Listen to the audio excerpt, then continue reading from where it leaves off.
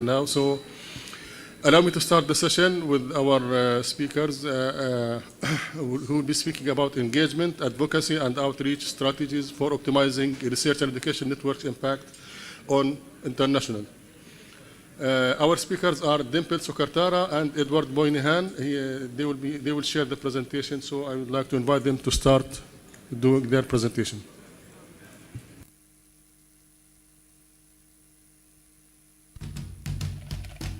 How has WACREN enabled you to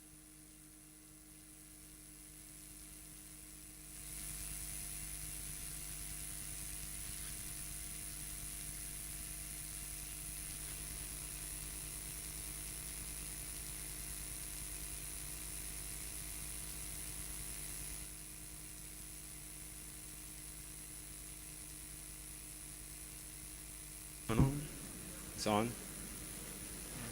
Let's see. Yeah. There we go. Let's see if this works. Oh. I don't know how to go backwards. It doesn't work. Can somebody help me with this? So when I say AFREN, you say, okay, good, good.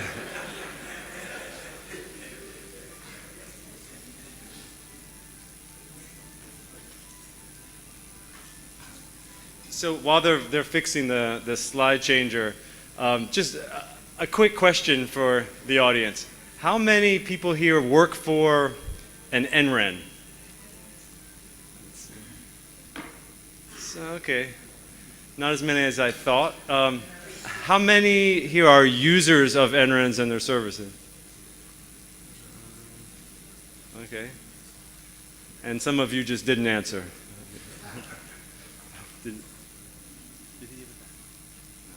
So our talk is on engagement, advocacy, and the value of NRENs investing in engagement and outreach. And the importance of engagement for an NREN. I gave a talk last year in Lomé and argued that, let's see, it's still not working. I need to go backwards. Oh, point this way. I'm trying to go backwards. One. Previous slide. Doesn't work. We have plenty of time, so. Yeah, but it's not doing this. Oh, so I'll stand over there. Okay. Yeah. So I gave a talk last year about the professional practice of engagement and how NRENs are starting to invest in professional engagement practitioners. And argued that this is just as valuable as investing in your network. This year, we've decided to go a little bit deeper into that same idea. And so our talk is really directed towards NRENs and NREN staff, but it's also a call for engagement with the users of NREN. So in some ways, it's devoted to those two groups that I was asking about. To back up a little bit, my name's Ed Moynihan from Indiana University in the US. I'm here on behalf of the NEAR project. NEAR stands for Networks for European African American Research. We're funded by the US National Science Foundation. We're providing a 100 gig circuit from New York to London. As I said earlier, we're peering there with the WACREN 10 gig, which provides advanced R&E connectivity in support of US and West African international science collaborations. But on top of that connectivity, we're also working with end users and working with WACREN to develop strategies for optimizing the network, for providing services. And I'm going to talk a little bit about what that means in practice and how NRENs can practically put some of these strategies in place. Let's see, I have to walk over here apparently.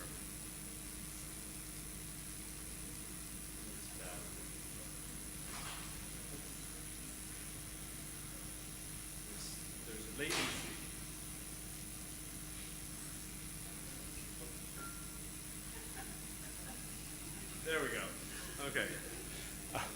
So what do I mean by engagement and the professionalization of engagement within the NREN community? It's a word that we use a lot and has a number of different meanings, but I've tried to list here some of the skills that an engagement and outreach professional can bring to your organization. I've grouped them into two categories. One is focusing on usability. Once the network is in place and the connectivity is in place, you have to focus on usability. And this doesn't necessarily fall to the engineers.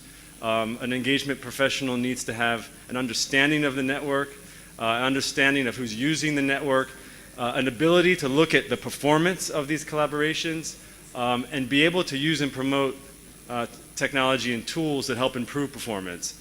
We promote the usage of PerfSonar. Some of you may have been to a PerfSonar training in this region. We're working to schedule future training, so if anyone's interested, you can talk to me. And the second aspect, the second category is in bridging communication gaps. So there's a social and cultural side to engagement that involves building and maintaining relationships, so member retention, PR and communications, business development, and importantly, advocacy and knowledge exchange. We have to prop each other up in the community if we're going to thrive together. So these are just a list of some of the skills. I'm going to go deeper into how we support the research community, and then Dimple's going to talk a little bit about strategic outreach and communications as examples of some of the things. Oh, that was magic. Of some of the things that we're doing to engage our users. So in the US, we have an obligation from our funders to better understand the science communities that we serve. And so we've developed a strategy for doing this. I'm going to walk through just practically some of the steps that we take to satisfy these requirements. And again, this is targeted towards NRENs who might be considering doing something or something similar, or that have similar obligations to show that they're engaging with the research community. So the first question we ask is where do you start? Which communities do you reach out to? It's very difficult and overwhelming to say we're going to support and understand all science at once. So what we do is we take it via domains. And so you may choose a domain that's prioritized by your membership, by doing surveys of the extent of specific domain science in your membership. It may be your organizational priorities, but more often than not, for us, it's our funders' priorities. A lot of science, whether we like it or not, is politicized. And so, for example, climate science now is, especially in the US, is heavily charged. And so, you know, if we feel like we need to have a better understanding of how our technology is supporting a specific domain, then we focus there. We'll start there and focus and zoom in on a specific domain to support. The next step is, okay, how much of that science is happening in your region? Do you know the extent of sponsored research in that domain? Do you know how many of your users are pulling data from large distributed facilities around the world and the big instruments? So the first thing we do is we identify the domain, and then we identify and try to document what's the extent of that research and what are the big instruments in that domain that our users are pulling from. And then we use the tools like PerfSonar and other monitoring tools to see who is using those resources. I mean, we can look into flow data and do flow data analysis to determine who's moving traffic on our network. And so we add that to the initial identification of research projects. And then we can use tools to look at performance as well. So are there elephant flows on your network coming from specific endpoints that are associated with that domain? And if so, why? What are you looking at? Who's moving that data? You can dig into that. You can find out who some of your big users are. And then you can go out and speak to them. You can write to them. You can send emails. You can engage with these scientists by understanding first who they are and what they're trying to do with your resources. And then it comes to the fun part. Once you've identified who's using your network and to what extent, what can you as an NREN do to help improve their performance? A lot of times the answer is not very much. For example, we can promote the usage of tools. We can help promote Science DMZ on campus. We can advocate on behalf of, for example, simply joining an NREN or being more involved in the community. So we put all of these things together into a specific sort of package of how we're engaging with each domain. And then we can draw some conclusions from that, and we can present that to our funders. So we can lay out the number of research projects, the number of users, what does their performance look like, what can we do to help improve that performance, and that helps us seek out additional funding. It helps our funders understand what the science is that they're supporting and what their projects are doing to help improve that performance. And so we can do this for one domain, and then we can move on to another domain. And it gives us a sense of what we realistically can and can't do as an organization in support of science. So this is a very practical step-by-step approach for things that we do and potentially things that you could do in support of specific science in your community. So quickly, what can you do to get started? Well, we're promoting measurement and monitoring tools. Again, PerfSonar is the main tool that we use to look at network performance. We are developing a tool called NetSage, which is based on flow data and TSTAT data that allows us to look at who's using the network. We're developing a registry of science projects that helps us identify which domains are most prevalent in our network. The next thing you can do is get immersed in your science community. Go to science meetings. Identify where your users are going and go there. Talk to people. I mean, really, it's that simple. Go somewhere, talk to people, and you can understand a lot more about what your users' requirements and expectations and needs are. And I guess that relates to the question I asked, how many people here are users of our networks? It wasn't very many. You know, we don't have a lot of our researchers here, so you have an obligation to go to where they are to interact and understand their workflows. Of course, building relationships is extremely important and kind of is associated with everything that we do. This is from the regional level to the national level, from the national level to the campus level to the campus IT level. You need to build relationships and sustain relationships in order to understand how you can help improve performance. And finally, investing in strategic communication and outreach. You can't assume that your users know what you're doing. You can't assume that they know that you exist. You have to have strategies to promote your work, promote the value of NRENs, promote the value of connectivity, and promote the value of your services. And that's where I'll end. Those are sort of a quick walkthrough of specific things that we're doing. If you have any questions, come find me. We're happy to work with you. And Dimple's going to talk a bit more about specific communication strategies that are also part of the engagement plan. Thanks.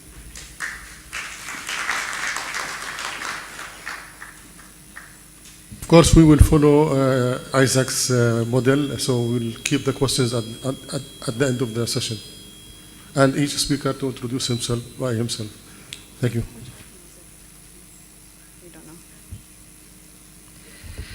Akwaba, bonjour. Thank you all for coming to WACREN 2019. I hope that my additional part to Ed's insightful presentation will give share some more knowledge on communications and outreach.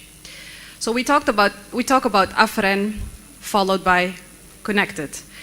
We talk about EduGain, we talk about EduRoam, but there are many. I was just recently addressed by a lady from a South African NREN, for example, saying that a lot of IT departments there found this issue where they have a lot of services that they can provide and that they are providing at the university, but the students and the researchers are looking for these services or to get access to certain types of data on their own, so they're not using the services.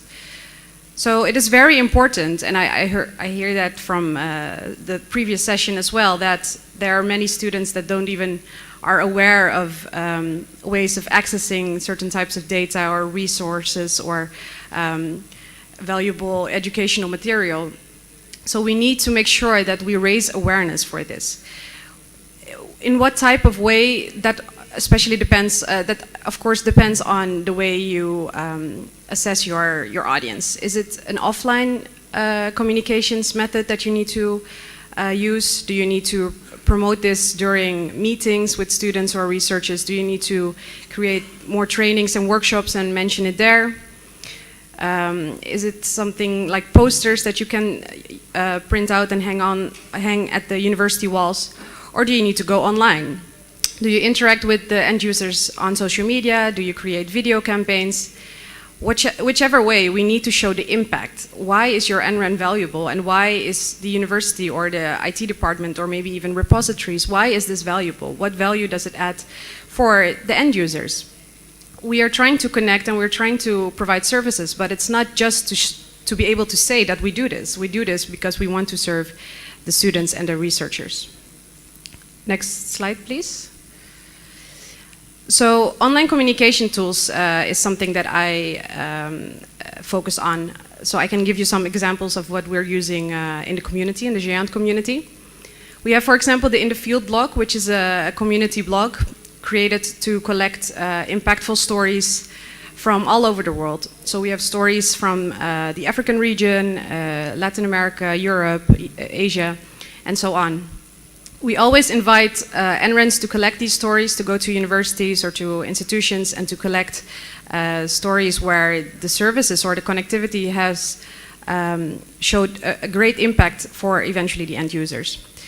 This, of course, are stories that you can put on the blog, but you can also put it on your own website. You can send it in newsletters. There's social media that seems to be very impactful. Of course, this depends on your audience, as I said, on the country. We can see in some countries Twitter is very impactful. In other countries, Facebook might be a bit better. But there are so many ways to just raise awareness and to share what it is that you are doing as an NREN, what it is that you can provide for the end users as an institution. And it's really worth looking at this, and it's not that difficult to do. You just sit in front of your computer, you have an internet connectivity, and you can just upload simple stories, invite audiences to engage, and just similar as surveys perhaps, you can also get input from your audience through very informal ways online. Next slide, please. So as I said, connecting is not enough. End users need to know about your services. You have to imagine going to a university where nobody ever heard of EduRoam and suddenly you provide it at that university. How will they ever know that they can connect on this, in this way? Or how will they ever know that when they go to another university which has EduRoam, they can connect without doing something? Perhaps a student travels to another country and buys a SIM card because they think they don't have any internet connectivity. We really need to tell these stories. We really need to provide more information on what it is that is available and how it is quite easy for students and researchers to access these services. It's also, of course, a good reason to get new members. Once you tell more, especially as an NREN, of course, tell more about the services that you can provide. Perhaps more institutions and universities want to become a member. And we can never forget that funding bodies love to learn more about impact. You can show data, but there's always a human aspect where you need to tell a story to really reach their hearts, to make a great impact about what it is that you're doing for the end users, which is always of great benefit for funding bodies. What we like to do here, and perhaps we don't really have a lot of this, we don't really have a lot of researchers or students in the crowd now, but perhaps if you know researchers and audience and students that want to participate, we are creating a video campaign where we ask researchers and students to briefly just say how an NREN or how RNE networking has helped them. And you can see in this video that it's very impactful, just hearing in 1 or 2 sentences how this has been impactful for their research and for their studies. So if we can play the video, please, then I would like to invite you all to watch it for a bit.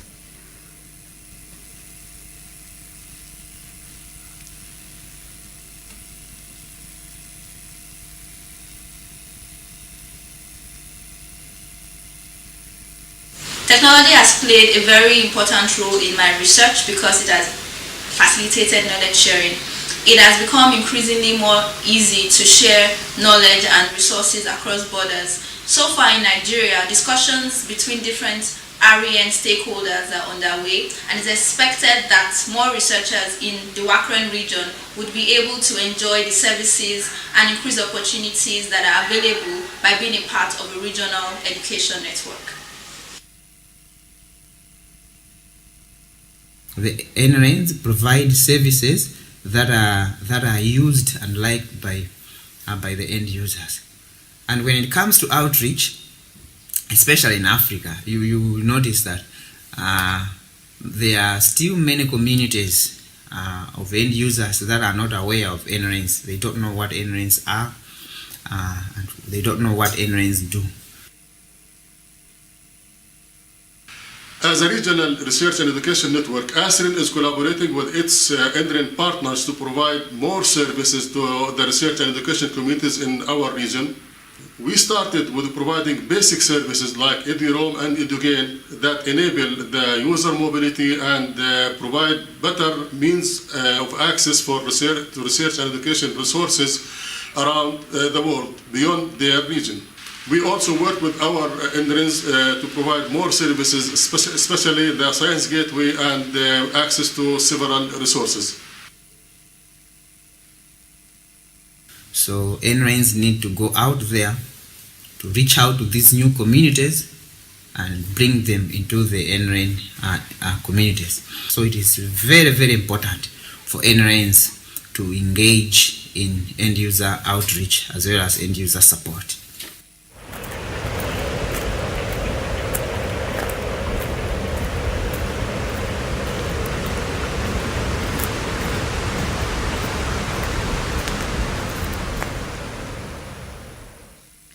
Thank you. With this, I would like to end the presentation. And please, if you do have a researcher or a student that would like to join this campaign, we would really welcome you to contact us. And hopefully we can create a web series where we can show different stories from end users showing the impact. Thank you very much.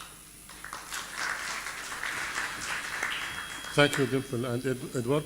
Allow me to move to the second speaker. I invite Sara Rudolph. She will speak about Tele-Learning facilities on optimizing NREN connectivity and room design for higher education. Please.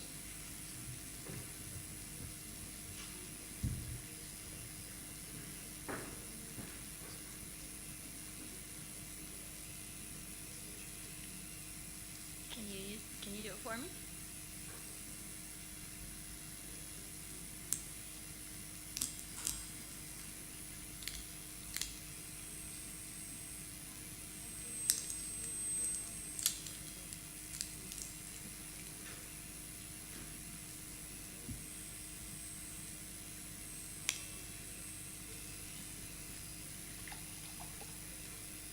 Maybe just a minute, they're locating my slides.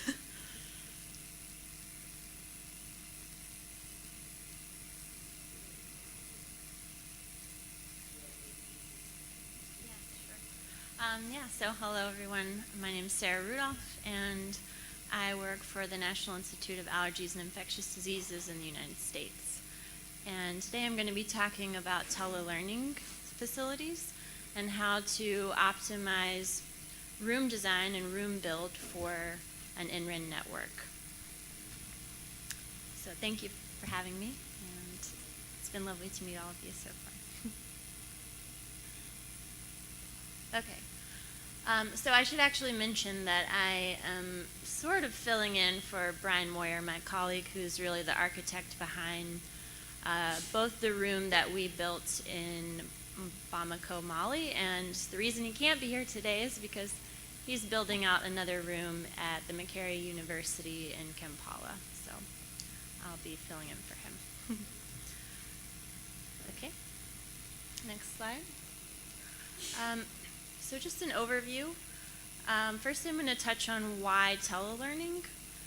Why is this a sort of service that NRENs can promote to their members, and how does it help NRENs accomplish a lot of the mission that we all have? What methods we can use in designing a room for a network, and then I'll go over the room that we built in Bamako, and the conclusion is simply that an ounce of preparation is really worth a pound of cure.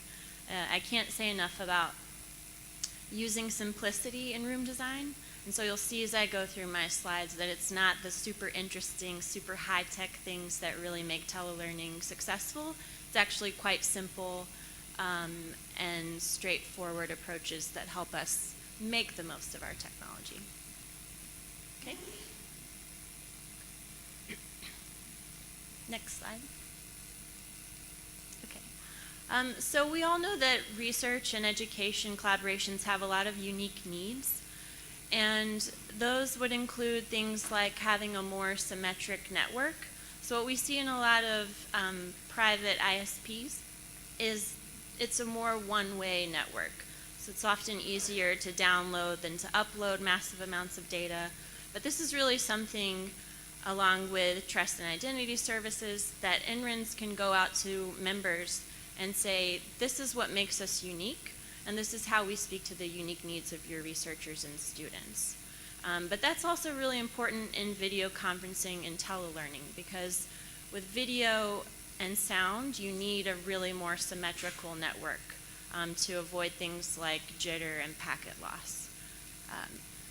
So by promoting NRENs against an internet service provider, these are sort of the things that can help you speak to your members about why an NREN is essential.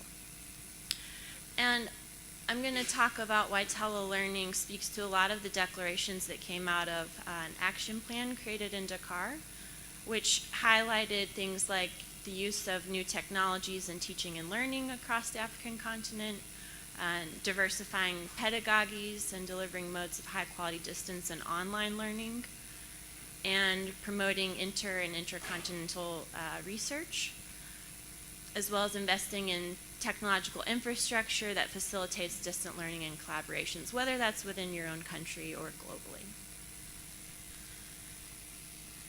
So there are a few key elements of room design that I'm going to hit on specifically. Audio, lighting, video, and workspace, which you might not be able to see. So when it comes to audio, again, everything that we do in a room design really is meant to minimize the amount of unnecessary or noisy data that a camera or a microphone has to sift through and then convert.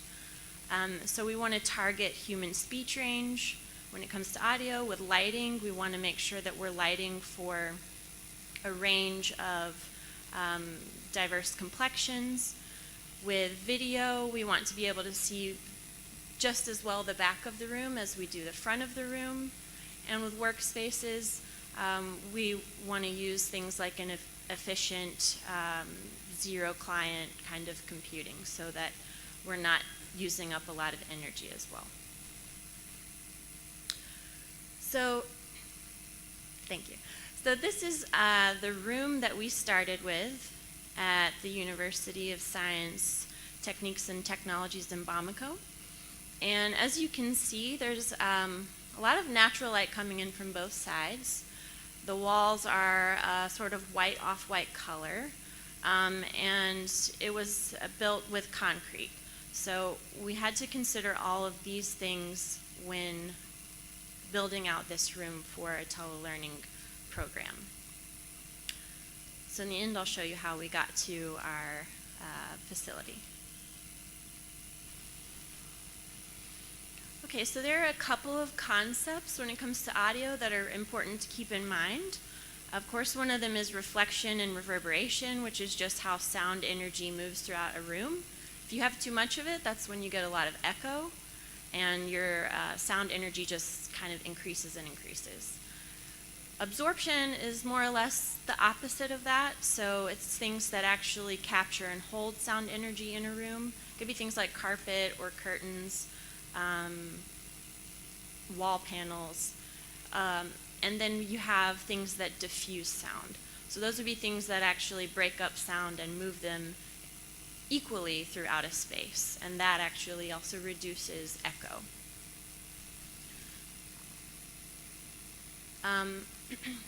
So another way that you want to keep in mind technology as you build out these rooms is there isn't one specific brand or type of microphone that you need to use. It's not really about the technology as much as it is about the features that you might want to keep in mind. So we use speakers and microphones that had ambient noise filter, sort of block out some of that background keyboard typing or door closing noise that interferes with the tele-learning experience. And then also had an automatic voice level correction. Uses a very little amount of energy so that your energy draw remains pretty low. And that the microphone input and output is more equalized so that it stabilizes the sound. And there are a couple of other non-technical things to remember in room design, which would be, like in this room, for example, microphones are equidistant between people, but you can also enforce simple policies that help minimize the amount of background noise that interferes with tele-learning, which could be silencing cell phones or having a policy that microphones are turned off if they're not in use. Now, you also have to kind of think about acoustic treatments, like I mentioned. So if you do nothing in that room that we started out with, you would get a lot of reverberation, which would really distort your sound and make the entire tele-learning experience pretty difficult. So you can use things like wall panels and ceiling tiles, which we did, that actually sort of absorb some of that sound and help you target the human speech range. So you can kind of see how we put those in the ceiling. For lighting, it's a small joke about selfies, that is it all about the angles? The answer is that it is somewhat, but not everything relies on the angle of the light. You do want to think about where you position your lighting. So if you have too much light in the front of a room, it can sort of melt the person's image into the background without any real clear definition. And of course that makes it harder for the person on the other side of the campus or the country or world to be able to really see the people that they're teaching and collaborating with. For light type, what we found is that LED lights are actually the best type of bulb. Not just because they last a very long time and have a low energy draw, but because they actually give off the most, or the closest to a natural light vision for the user, and have a wide range of light arrays. And then for your background considerations, you want to think about things like the reflectance off of a wall. So that would be things like not using paint on your walls that's very glossy, that might reflect light back at you or the camera. And then you can achieve sort of the optimal range by using natural wall colors and matte finishes to achieve these measurements. But also you want to avoid excessive lighting. So as I mentioned before, we had that natural lighting coming in from both sides of the room. And although I'm a major fan of natural light, it's not so great for tele-learning, unfortunately. This is just some more specifications for the bulbs. As I mentioned, LED is the best. It has a color temperature of about 3500 and color rendering index, which is the closest that the color is to its natural sort of existence. We aimed for 90. The power draw of our lighting was 32 watts, and the life cycle is 75,000 hours, which all keeps tele-learning centers to a very low energy draw. And in terms of our workspaces that we used, we decided to go with 0 clients for a couple of reasons. You know, They don't actually require any kind of antivirus protection because there's no local operating system on them, which means that it's much easier to maintain over the long run. We haven't had any systems fail in 4 years, but it requires a lot less energy, and in places where energy cuts happen somewhat frequently, this is also something that we wanted to make sure we designed for. So the entire room can actually run off of one UPS for 24 hours. And then we have solar panels on the roof that allow us to power the room for several days if needed. And you can see the photo on the right side is just a screenshot of what it looks like for the facilitator, who can actually look over the shoulder of the students and see multiple screens at a time. So it gives them the real sense that they can be in the classroom with the students, sort of looking at the students' screens and making sure that people are either following along or that they're looking at, you know, what they should be looking at or how they're interpreting it is correct. So this is what the room looks like now. And as you can see, we made a lot of changes to it. You'll notice that the walls were painted a sort of slate-ish blue color. That actually is like the standard for tele-learning rooms because it's the best for the most diverse amount of complexions. You'll notice also below the windows that we placed wall panels for absorption, because again, these are concrete walls. We needed something to absorb a lot of the sound that comes from the monitors and speakers. And that we tiled the ceiling, again, to absorb some of that sound. And you'll notice that the speakers are equidistant between users. So that's what it looks like now, and it's been a really successful program. So the conclusion is tele-learning centers do really speak to a lot of the needs that our members have, and that we have to design for that, because most communication is actually nonverbal. It is a critical part of tele-learning to be able to see the participants in the room, the collaborators.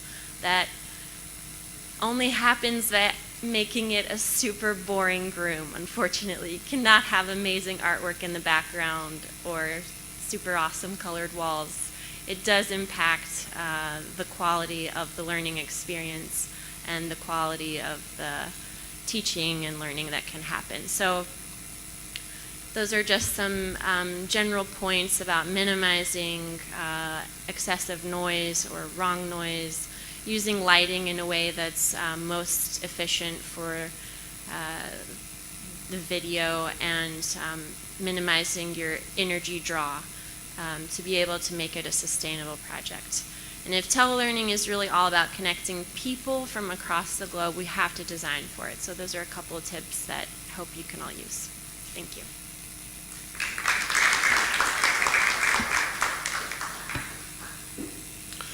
Thank you.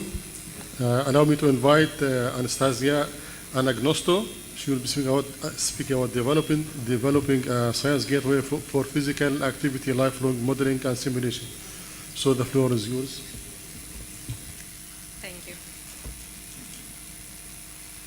Well, hello everybody. My name is Anastasia, and I'm going to speak about the first shared science gateway between the UK and Ghana. I will try. Okay.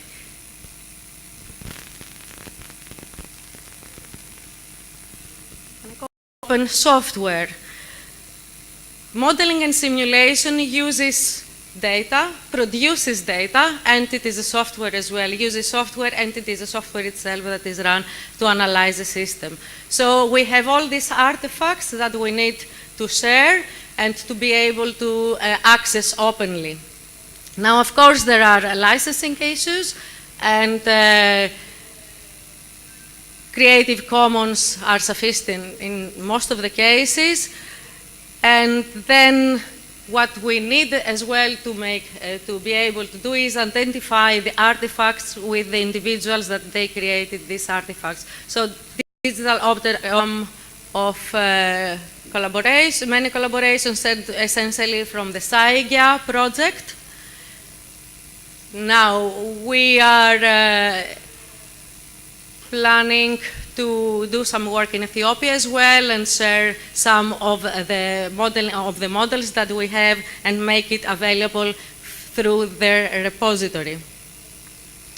Okay, so open access repositories is one key aspect of open science. Science gateways is another. And during SAIGA, we have developed several science gateways, adopting the model of Hackfest. So during the project, we trained some African students on the technology of using infrastructure for developing science gateways. And during a Hackfest of 2 weeks, they were trained into the technology and then they developed their own applications. Some of the applications were in the medical sector, for example, sharing software for analyzing medical images, brain scanning, and sharing these images as well so others can be trained. They were in the area of power systems. We developed a model for smart grids and how we can study where to deploy solar panels and so on in Tanzania and many other sectors. So all these are available from the SAIGA website. You can visit. So here today, I'm here to speak about the physical activity lifelong modeling and simulation. So our PALMS case study, PALMS stands for Physical Activity Lifelong Modeling and Simulation, tries to identify issues and see what interventions we can use and be cost effective in order to increase the physical activity in the population. So as our working life moves towards office working, mostly sedentary behavior is here, and most of us, we do little physical activity. All the related impact and affecting our health is now have a lot of impact in our health. Now, in Africa, why this is very relevant to Africa? Because the lifestyle is moving from agricultural to office work. Most of the people are not doing a lot of physical activity. And as well as increasing physical activity is one of the targets, the UN targets for Sustainable Development Goals. We have targets to increase physical activity in the population. Governments now want to have a policy in place how to increase physical activity in the population. However, there is no evidence what policy is cost effective.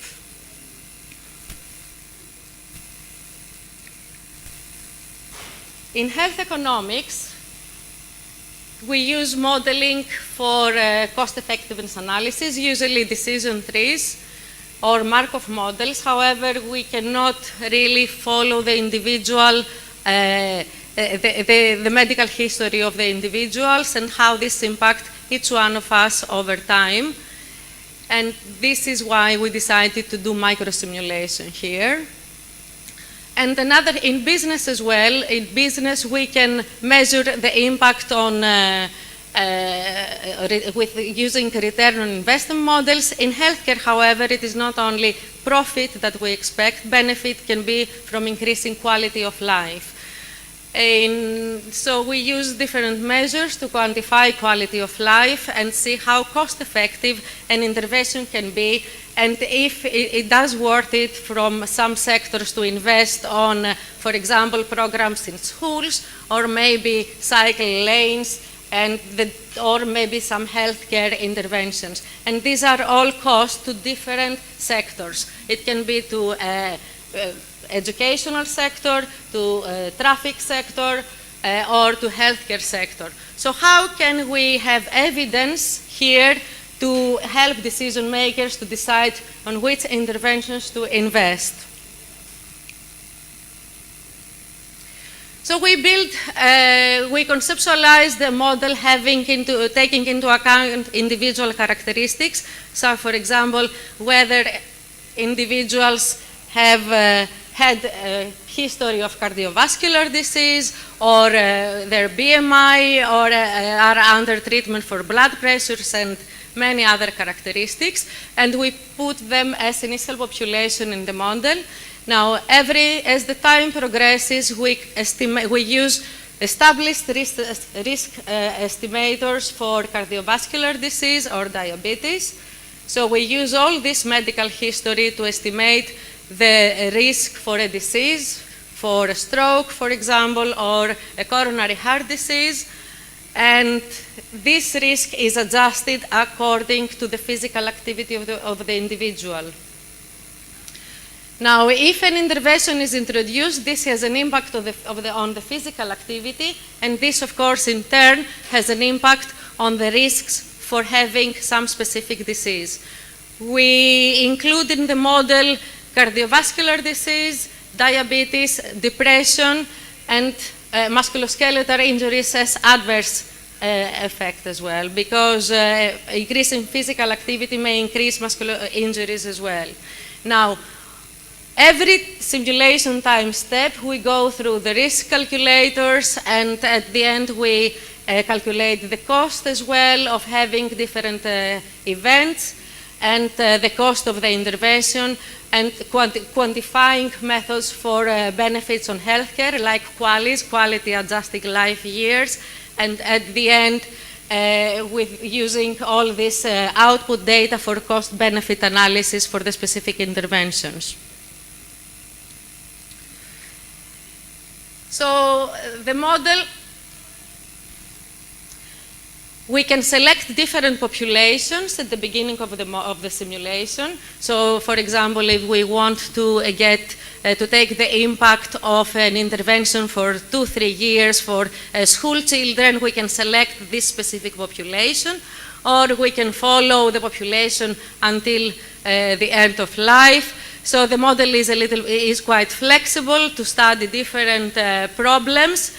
And we estimate the risk of the diseases using well-established estimators like Q-risk and Q-diabetes.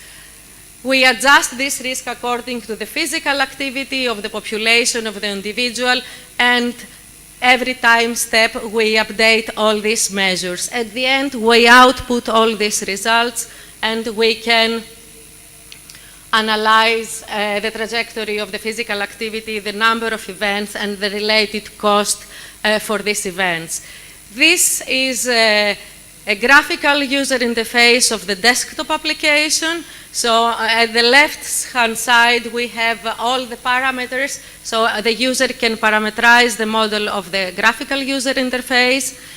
The visualization of the model is at the moment a matrix of the population and how physical, we use a traffic-like code for physical activity.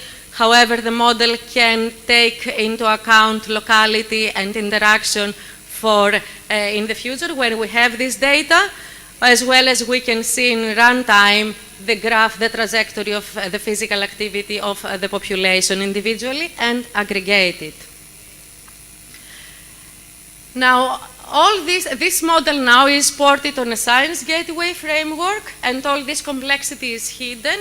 So essentially, the GUI is a web interface, and everything below that is hidden from the user.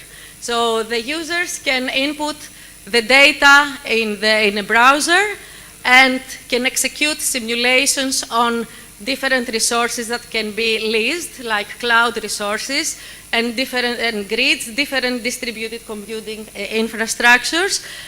And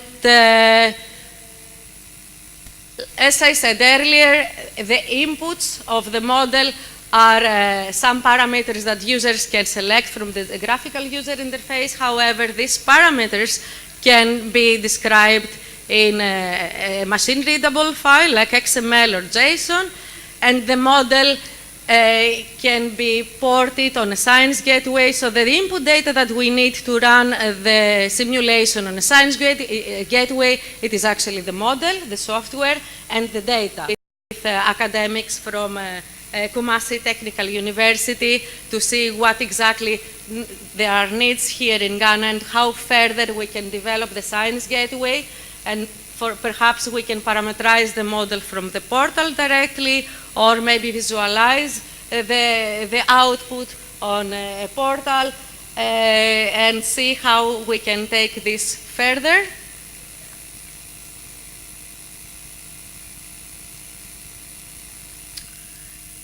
And this is it from me. Thank you very much.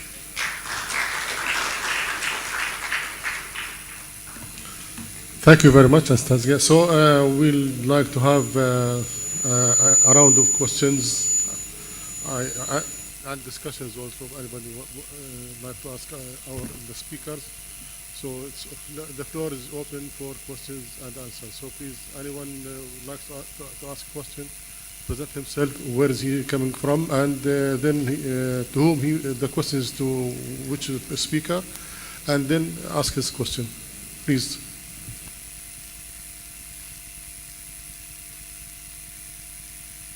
Questions and answers.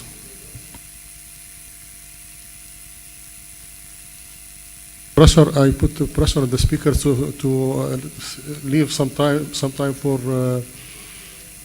questions and answers. So again, any question? I am personally impressed by all presentations, and I would like to thank speakers again. And by this, the session is finished, and I leave the floor to the organizers to what's next. So join me in thanking the speakers. And the session is over. So I invite the organizers. What's next now?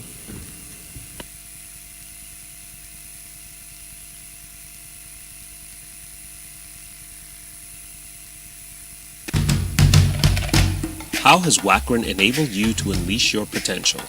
This year, it's time to go beyond. Beyond networks, building the applications and services that will help you unleash your potential and go beyond. Beyond boundaries, developing cloud-based video conferencing services with meeting connectors hosted across the region to facilitate communication, collaboration, and e-learning. Beyond classrooms, bringing librarians and scholars together in communities of practice to build network repositories to support teaching, learning, and research. Beyond laboratories, enabling the high-speed connections and instrumentation which allow open science communities to thrive. Beyond limitations, investing in cybersecurity frameworks to encourage collaboration and end-user education while maintaining the security of our assets. How can we help you go beyond? Beyond boundaries, networks, limitations, expectations, classrooms, gender, divisions. Welcome to WACREN 2019.